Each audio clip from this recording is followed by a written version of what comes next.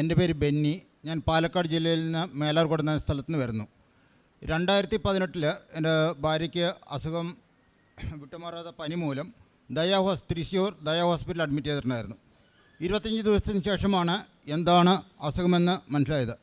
അപ്പോൾ അവിടുത്തെ നിർദ്ദേശമനുസരിച്ച് തൃശ്ശൂർ അമല ഹോസ്പിറ്റലിലേക്ക് ഷിഫ്റ്റ് ചെയ്യുകയുണ്ടായി. അപ്പോൾ എൻ്റെ ഭാര്യ കിടപ്പിൽ തന്നെയായിരുന്നു.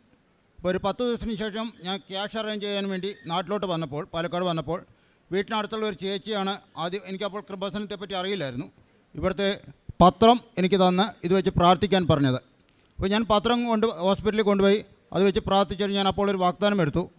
എൻ്റെ ഭാര്യ എഴുന്നേറ്റ് നടക്കുകയാണെങ്കിൽ ഞാൻ കൃപാസനത്തിൽ വന്ന് ഉടമ്പടി എടുക്കാമെന്ന്.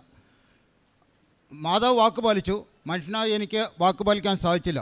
കാരണം 3 മാസം കഴിഞ്ഞപ്പോൾ എൻ്റെ ഭാര്യ എഴുന്നേറ്റ് നടന്നു.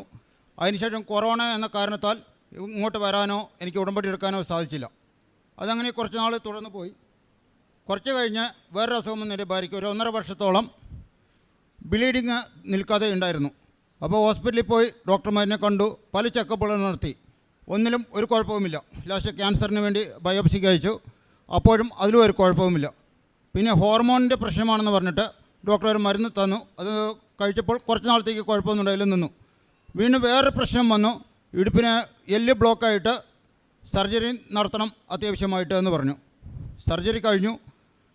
വീണ്ടും ഈ ബ്ലീഡിങ്ങിൻ്റെ തുടങ്ങിയപ്പോഴാണ് എനിക്ക് ഓർമ്മ വന്നത്, ഞാൻ ഇങ്ങനെ ഒരു വാഗ്ദാനം എടുത്തിട്ടുണ്ടായിരുന്നു, ഉടമ്പടി എടുക്കണമെന്ന്. ഞാൻ ഇവിടെ വന്ന് ഒക്ടോബർ 18-ാം തീയതി ഇവിടെ വന്ന് ഉടമ്പടി എടുത്തു. 19-ാം തീയതി എൻ്റെ ഭാര്യയുടെ ബ്ലീഡിങ് നിന്നു. ദൈവത്തിന് നന്ദി. അതുപോലെ 20 വർഷമായിട്ട് ഞാൻ ഒരു ഹാൻസ് എന്ന ലഹരി വസ്തുവിന് അടിമയായിരുന്നു. പല മാർഗത്താലും നിർത്താൻ നോക്കി, പക്ഷേ നിർത്താൻ എനിക്ക് സാധിച്ചില്ല. ഇവിടെ ഉടമ്പടി എടുത്ത് ഇവിടെ വരുമ്പോഴും, ഈ കൃപാസനത്തിലേക്ക് വരുമ്പോഴും എൻ്റെ പോക്കറ്റിൽ ഈ ഹാൻസ് പറഞ്ഞ സാധനം ഉണ്ടായിരുന്നു. ഇവിടെ എത്തിയതിന് ശേഷം എനിക്കത് ഉപയോഗിക്കാനോ ഒന്നും തോന്നിയില്ല. ഇപ്പോൾ 2 മാസം കഴിഞ്ഞു. ദൈവത്തിന് നന്ദി.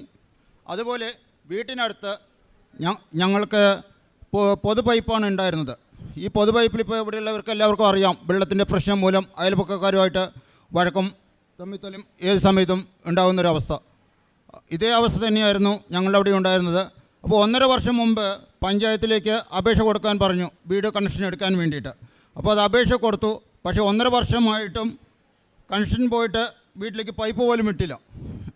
അവിടെ മുകളിൽ ഞങ്ങൾ 8 വീട്ടുകാരാണ് ഉണ്ടായിരുന്നത്. ഈ 8 വീട്ടുകാരും അപേക്ഷ കൊടുത്ത് പൈസ അടച്ചാൽ മാത്രമേ വീട്ടിലേക്കുള്ള കണക്ഷൻ തരൂ എന്നാണ് പഞ്ചായത്തിൽ അന്വേഷിച്ചപ്പോൾ വിവരം പറഞ്ഞത്. ഇവിടെ വന്ന് ഉടമ്പടി എടുത്തതിന് ശേഷം പിറ്റേ ദിവസം ഞാൻ ഹോസ്പിറ്റലിൽ പോയി ബ്ലഡ് കൊടുത്ത് തിരിച്ച് വന്ന് പ്രാർത്ഥിച്ച് ഇവിടെ നിന്ന് ലഭിച്ച ഉപ്പ് പൊതുപൈപ്പിൻ്റെ ചുവട്ടിലിട്ടിട്ട് പോയി ചെയ്തു.